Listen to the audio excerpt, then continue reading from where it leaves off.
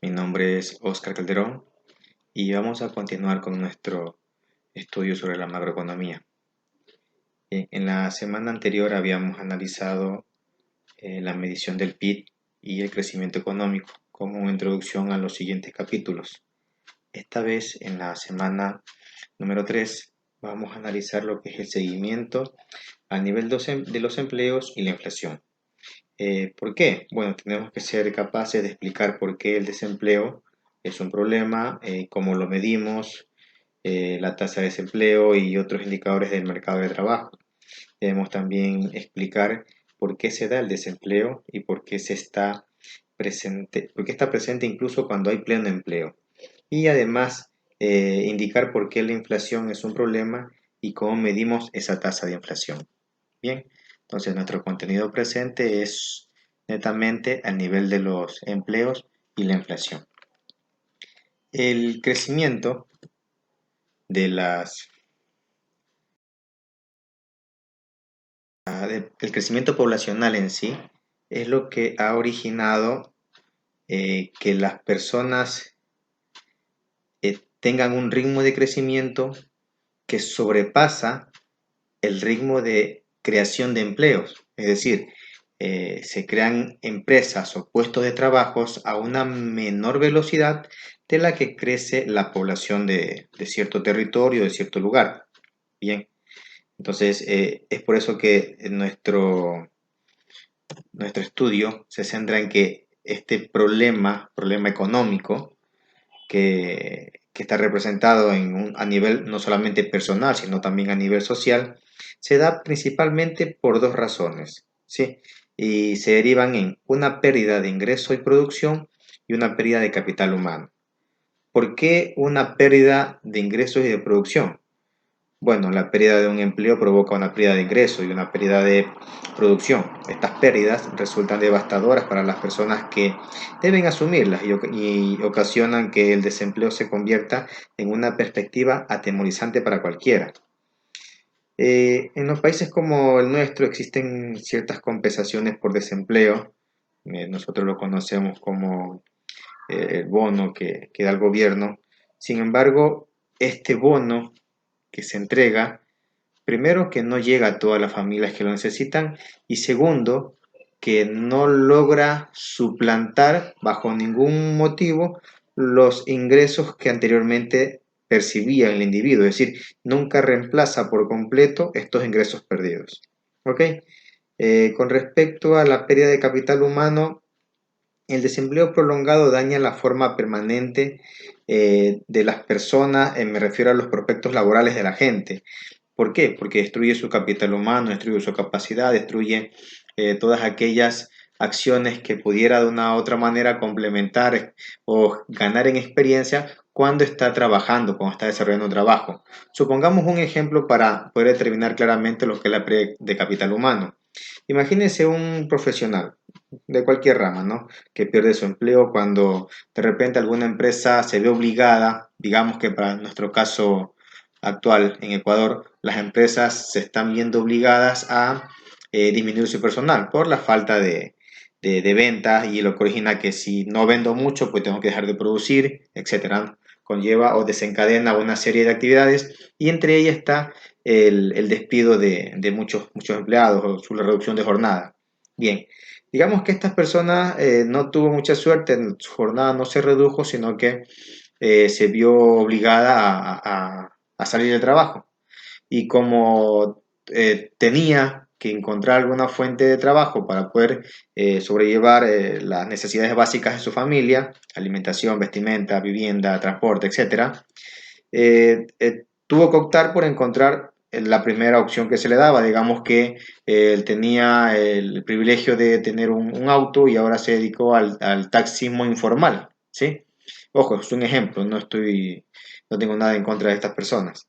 Pero si tomamos el ejemplo como tal, si este profesional tenía un trabajo seguro y ahora tiene que optar por dedicarse a lo primero que pueda, ¿no? En este caso, aprovecha el hecho de tener un auto y se realiza, digamos, por un tiempo de un año en el taxismo informal.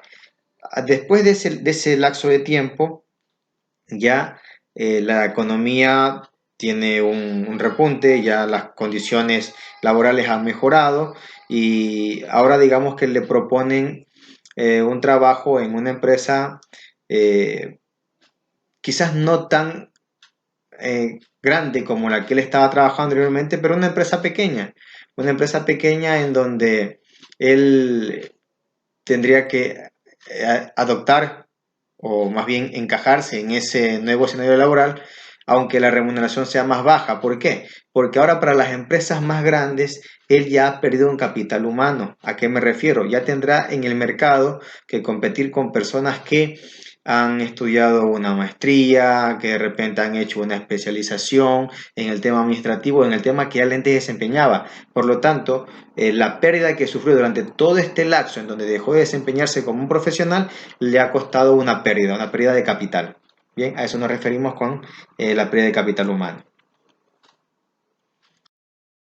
Puede monitorear el tema del desempleo. Ya dijimos que es un problema a nivel personal y a nivel social, pero cómo se monitorea? ¿Cómo se calcula sus tasas? ¿Cómo se hace? ¿Qué metodología se ocupa para poder medir el desempleo? Bueno, primero hay que aclarar que cualquier proceso que se utilice no es completamente efectivo. Hay muchos comercios y muchas personas que dejan de trabajar y no son parte de esta contabilidad, o alguna persona que por algún motivo está trabajando pero decide dejar de trabajar para obtener optar por un mejor trabajo, o porque decidió especializarse para luego buscar una oportunidad que le sea más rentable en el futuro, etcétera. Entonces, el tema de la medición del desempleo, el monitoreo del desempleo, lleva una metodología, pero 100% exacta no es. Algún grado de factor humano se nos escapa siempre en estas mediciones. Bien, pero por lo general, el monitoreo del desempleo se realiza de la siguiente forma. Primero, la población en sí, la población total de un territorio, de un país, se divide en dos grandes grupos. El primer grupo es la población en edad productiva, ¿sí? La población que de una u otra forma está en capacidad de trabajar. Y también se divide en el resto. Es decir, el resto nos referimos a las personas que son demasiado jóvenes, es decir, niños, 5, 10, hasta 15 años de edad que son parte de la población, pero que no pueden entrar dentro del grupo de la edad productiva, ¿no? Están también las personas ya adultos mayores, están las personas que están en alguna institución psiquiátrica, etcétera. Entonces son personas que forman parte de la población, pero que no están ni en la edad productiva ni en la conducción, ni en la condición para realizar alguna actividad productiva. ¿Ok? Bien. Ahora, esta edad productiva, que es la que vamos a enfocarnos ahora, tiene una subdivisión, o a su vez se divide en dos grupos. Primero, la fuerza laboral. La fuerza laboral que lo conforman las personas que están en un rango de trabajo de 16 años hasta, no sé, 60, 50 años, dependiendo de cómo esté la legislación de cada país, y que pueden formar parte de la fuerza laboral. Y los otros que estando en esa edad productiva no trabajan por alguna razón, ¿no? Por alguna razón no están dentro de esa fuerza laboral. Bien. Y esta fuerza laboral, ¿cómo se calcula? ¿O por quién está formada? Bueno, está conformada por las personas que, repito, están en edad productiva, forman parte de fuerza laboral y que tienen un empleo.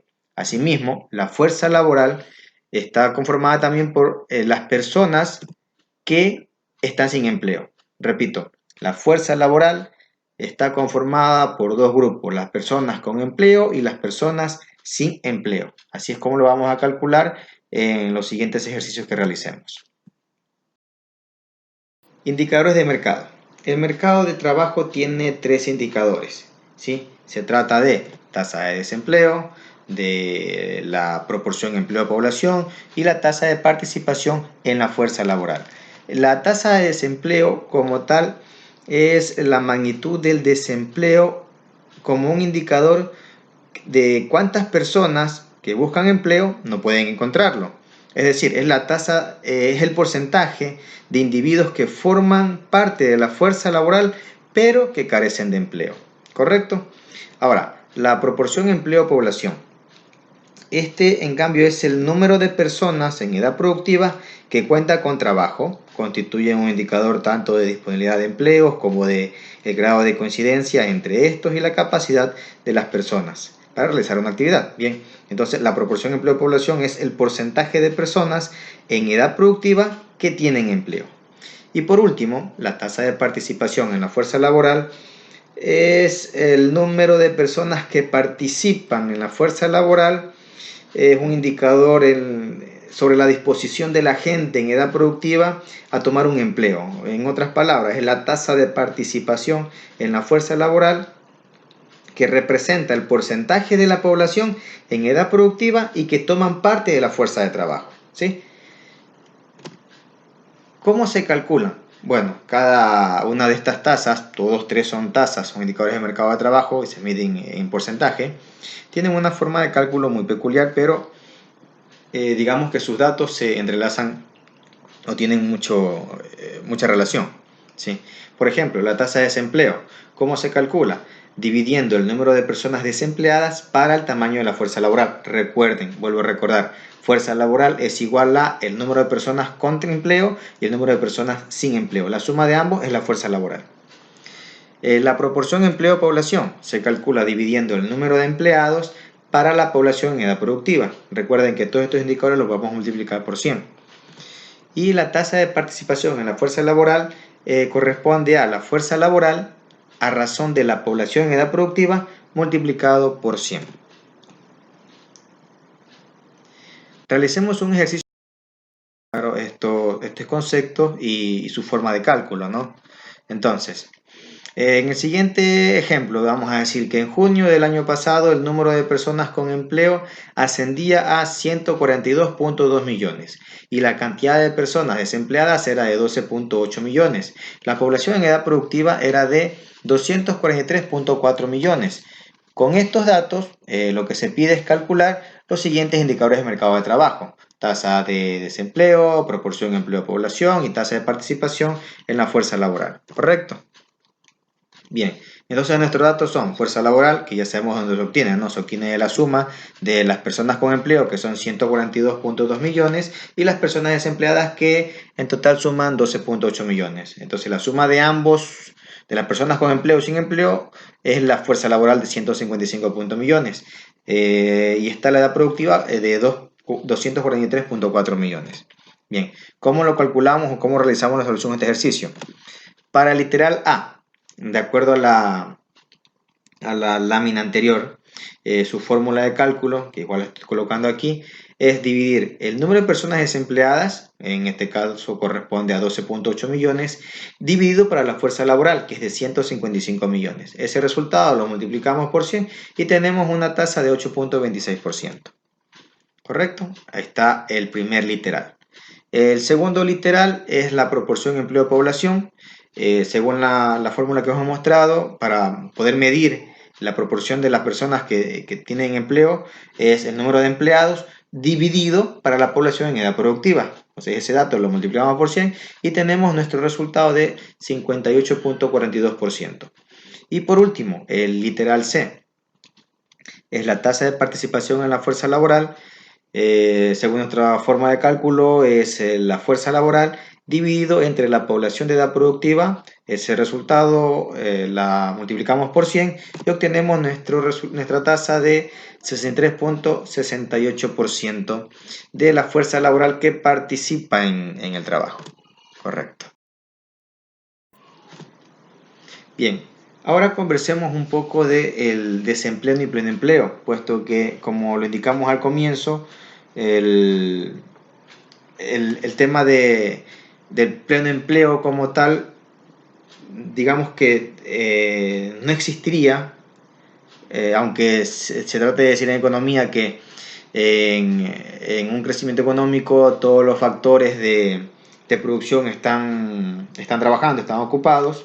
¿Sí? Sin embargo, siempre hay una persona que desea cambiar de estatus, como lo mencionaba anteriormente. Por lo tanto, si está en un trabajo, decide renunciar por voluntad propia para buscar una mejor alternativa. Entonces, como que el pleno empleo en sí siempre está en movimiento, es muy dinámico el tema del pleno empleo, ¿sí? Sin embargo, el desempleo sí es un tema que hay que analizarlo, porque no todas las personas están en capacidad de decir voy a buscar una opción mejor, renuncio al trabajo que tengo y voy a buscar una alternativa que me dé mayor rentabilidad en el futuro. Por lo tanto, el desempleo tiene un enfoque, un análisis un poco más profundo, el cual sí hay que considerarlo.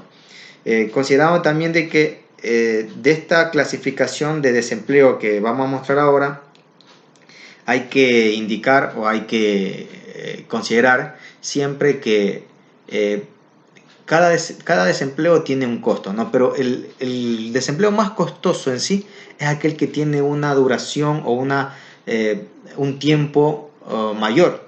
Es decir, el costo para una persona que sale de un trabajo y que al mes consigue uno no es igual al costo de una persona que sale de un trabajo y que consigue otro después de un año. Entonces, el desempleo más costoso es el que tiene mayor durabilidad en el tiempo. ¿Correcto? Y la tasa de desempleo no hace distinción entre una u otra categoría de desempleo. Listo.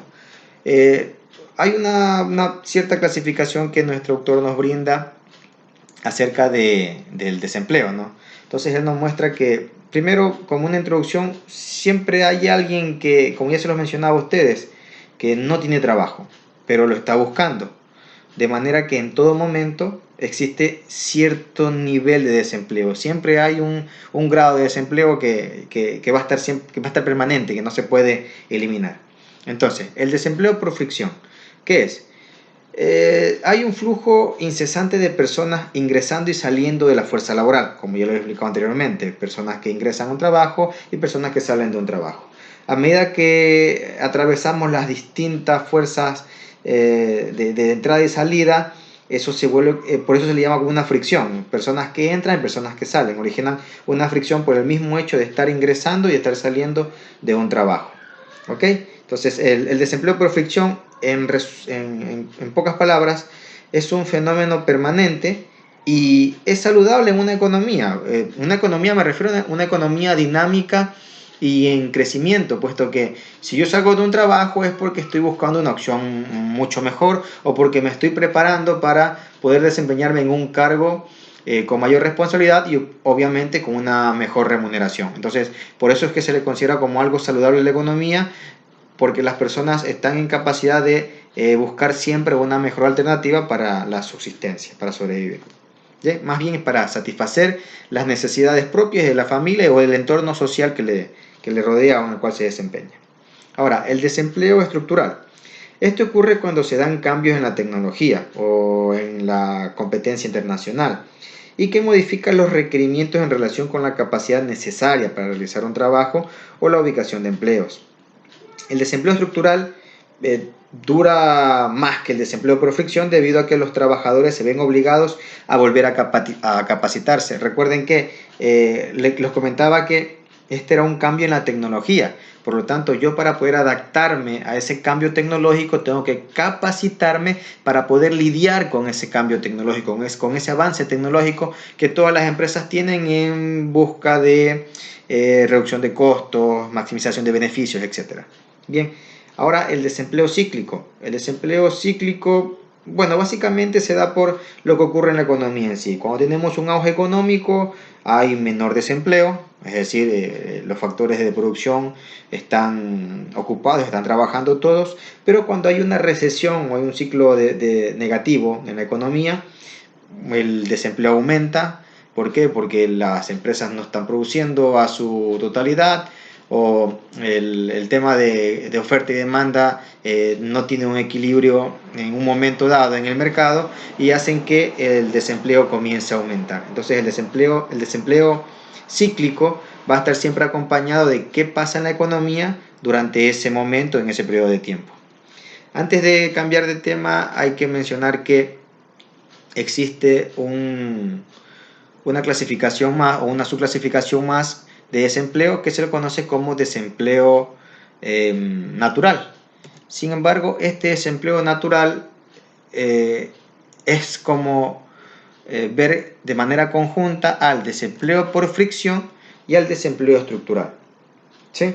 Se da exclusivamente debido a esas razones, a razones estructurales y de fricción, básicamente.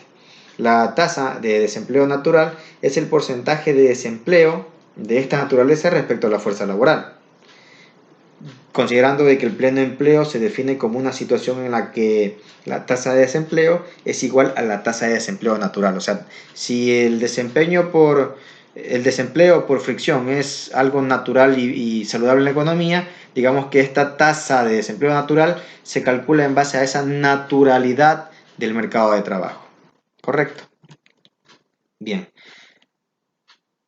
Ahora, vamos ahora al nivel de precios. Primero, enmarcar que el precio va a estar siempre influenciado por varios factores, ¿no? Varios factores que hacen que el precio se modifique a la alza o se modifique a la baja, sea por el nivel de precios promedios, el valor del dinero, ¿sí? Cuando el nivel de precios aumenta de forma persistente, estamos hablando de una inflación, es decir, cuando los bienes no aumentan en su número productivo, sino que más bien los bienes aumentan en el valor por el cual se intercambian. Estamos hablando allí de una inflación, y si disminuye esos precios, estamos hablando de deflación, es decir, cuando el nivel de los precios disminuye de forma persistente. ¿Ok? Entonces, considerar que cuando se experimenta una recesión o inflación leve, no existe un mayor problema. ¿Por qué no existe un mayor problema? Porque básicamente un pequeño aumento o disminución de los precios es ajustable de forma rápida y a veces ni siquiera digamos los agentes económicos perciben ese cambio y se ajusta el mercado rápidamente a ese pequeño cambio, esa pequeña fluctuación que hubo en el tema del nivel de precios. Sin embargo, si se presenta un estallido, algo inesperado, o la baja o la subida de los precios es permanente o durante un periodo muy extenso, allí sí los costos son bastante altos.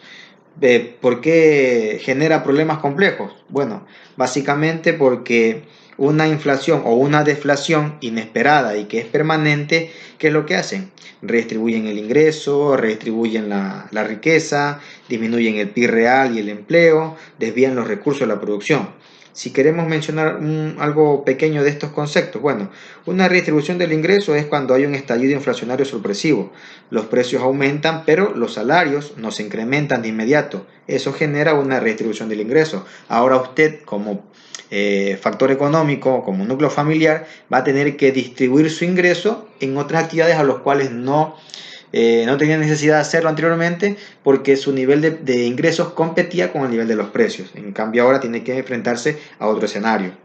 En cuanto a la redistribución de la riqueza, las personas lo que hacen es, bueno, primero considerar que las empresas son las que generan recursos y las personas celebran contratos de créditos cuyos términos monetarios son fijos, comprometiéndose a pagar una tasa de interés como porcentaje del dinero prestado. Es decir, yo puedo endeudarme en base a los flujos de efectivo que espero recibir en el futuro o en base al salario permanente que estoy percibiendo.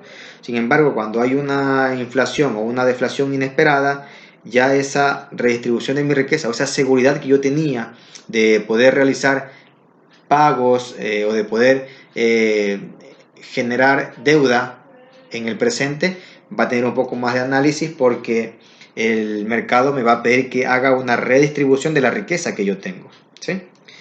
Con relación a la reducción del PIB, bueno, la inflación inesperada incrementa las utilidades de la empresa, provoca un aumento de la inversión, un auge de producción y el empleo. Ojo, eso es cuando tenemos una bajada de precios que, digamos, podría en cierto momento beneficiar a la economía, pero esto si es prolongado comienza a hacerse negativo porque el PIB real se va a incrementar por arriba del PIB potencial y la tasa de desempleo se va a reducir por debajo de la tasa natural. Esa situación solamente es temporal, ¿sí? La rentabilidad de la inversión se agota, el gasto va a disminuir, el PIB real se va a ubicar por debajo del PIB potencial y la tasa de desempleo va a comenzar a aumentar. Por lo tanto, cuando hablamos de problemas complejos, es porque la inflación y la deflación están prolongándose en el tiempo. Bien, ahora nos toca revisar la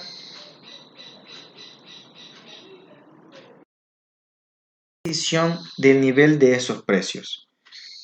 Para medir los precios, la metodología que más se utiliza es la conocida como índice de precios al consumidor. ¿Qué es esto? Bueno, el índice de precios al consumidor es una medida del promedio de los precios pagados por los consumidores urbanos de una canasta de bienes y servicios de consumo fijos. Lo que trata de relacionar es cuánto les cuesta a una familia del sector urbano poder suplir sus necesidades básicas, es decir, cuál es el costo de que estas familias puedan adquirir todo lo que necesitan en materia de bienes y servicios básicos, no solamente alimentación, sino todo lo demás que conlleve al grupo de beneficio, de beneficio y de servicios básicos requeridos por la persona. Me refiero a vestimenta, me refiero también a vivienda, etcétera, ¿no? Todo lo básico que una persona necesita. Entonces, eh, ¿cómo se elabora el índice? Bueno, básicamente hay tres aspectos. Uno es la selección de la canasta de consumo representativo, es decir, es una canasta que contenga todos los bienes y servicios representados en el índice, cada uno de los cuales debe ser ponderado en relación con su importancia relativa. ¿Cuál es la idea? La idea es lograr que cada artículo que conforma la canasta básica sea representativa del presupuesto de una familia urbana. Bien, eh, ¿qué más? El siguiente tema es la encuesta de precios mensuales. No se coloca una encuesta muy prolongada, es decir, anual, porque muchas veces el tema de los precios cambia o fluctúa en cortos periodos de tiempo, por lo cual se recomienda de que esa encuesta de precios sea de forma mensual. Los precios de cuánto cuesta cada uno de esos artículos que forman parte de la canasta de consumo que es representativa. Y por último tenemos el cálculo del IPC. Pero el cálculo del IPC conlleva otros aspectos de cálculo como determinar cuál es el costo de la canasta básica respecto de los precios del periodo base. Es decir, vamos a tener que considerar, así como en la medición del PIB, el PIB real y el PIB nominal, acá en el tema del índice de precio del consumidor es igual. Hay que considerar un periodo base y un periodo actual.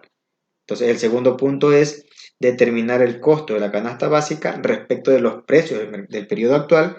Y por último, calcular el IPC para el periodo base y para el periodo actual. ¿Sí? Una vez que tengamos estos tres indicadores, ya podríamos calcular el índice de precios al consumidor para una economía. Para esto vamos a desarrollar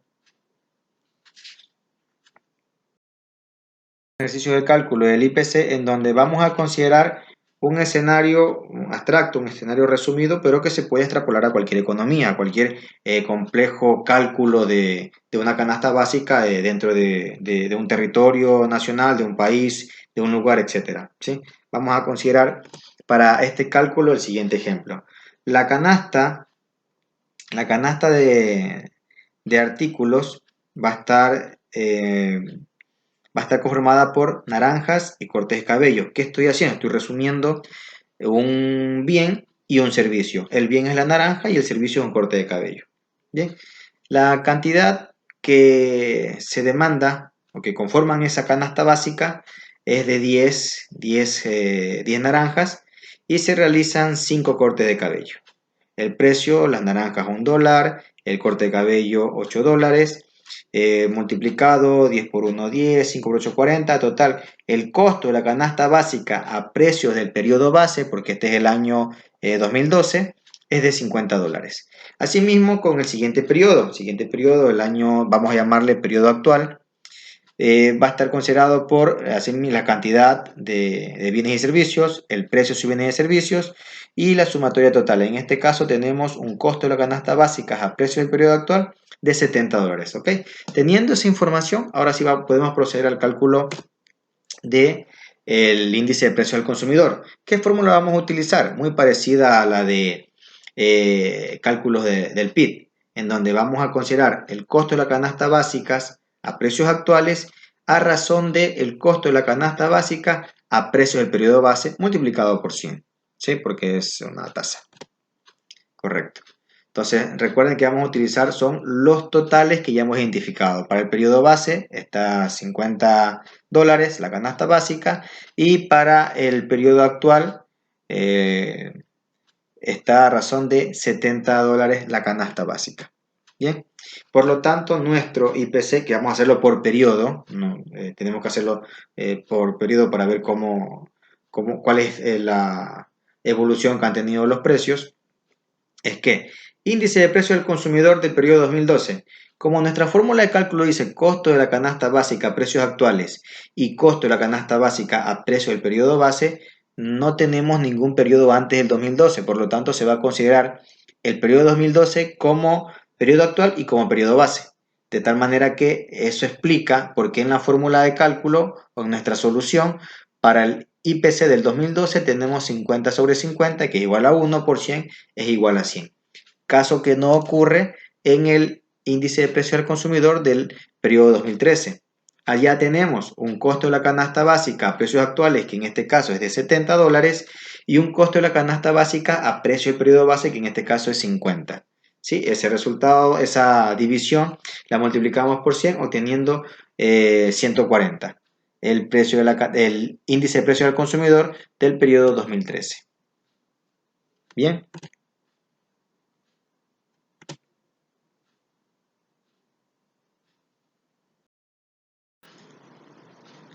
Una vez que hemos calculado el IPC, ahora estamos en la posibilidad de poder medir la tasa de inflación.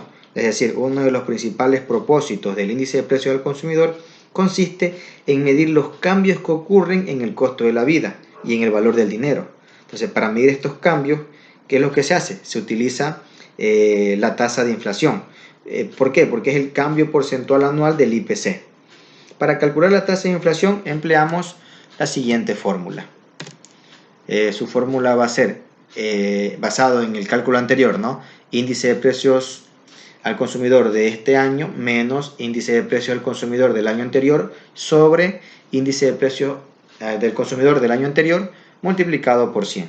Si consideramos los datos del ejercicio anterior, en los cuales tenemos índice de precio al consumidor 2012 de 100, IPC del 2013 140, podremos aplicar fácilmente la fórmula de la tasa de inflación, en donde nuestro resultado es tasa de inflación,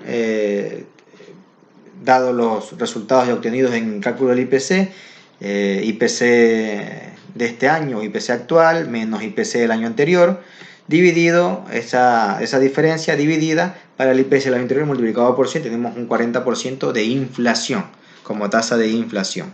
¿Sí? Ese es el resultado y es lo que nos permite a nosotros conocer los cambios que ocurren en el costo de la vida y también en el valor del dinero.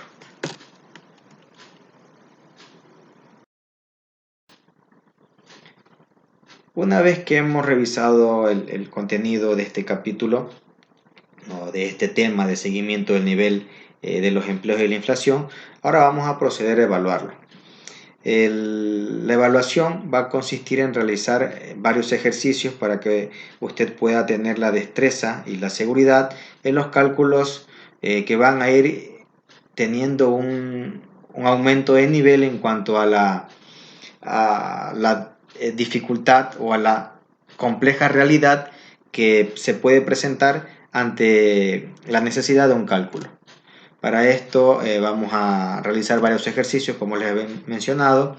Los dos primeros consisten en indicadores de mercado, tasa de desempleo, tasa de participación de la fuerza laboral y proporción empleo-población. Los siguientes ejercicios están relacionados con el mismo indicadores de mercado, pero se le va añadiendo ya el cálculo de la canasta básica, del índice de precio del consumidor y de la tasa de inflación. Asimismo, cada uno de estos indicadores de mercado hay que calcularlos, cada uno tendrá su distinto escenario y realización por parte de ustedes.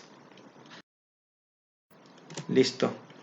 El resumen de la tarea de estos trabajos, y como ustedes ya tienen entregado el texto guía, el cual ha sido facilitado por quien les habla, el resumen estaría entregado de la siguiente manera. Número de ejercicios, el 1 y el 2 de la página 531, ejercicio 12 y 13 de la página 532, ejercicios 21 y 22 de la página 533 y ejercicio 33 y 36 de la página 534. ¿Correcto? De esa forma abarcaremos todo lo que hemos medido en este capítulo y nos centraremos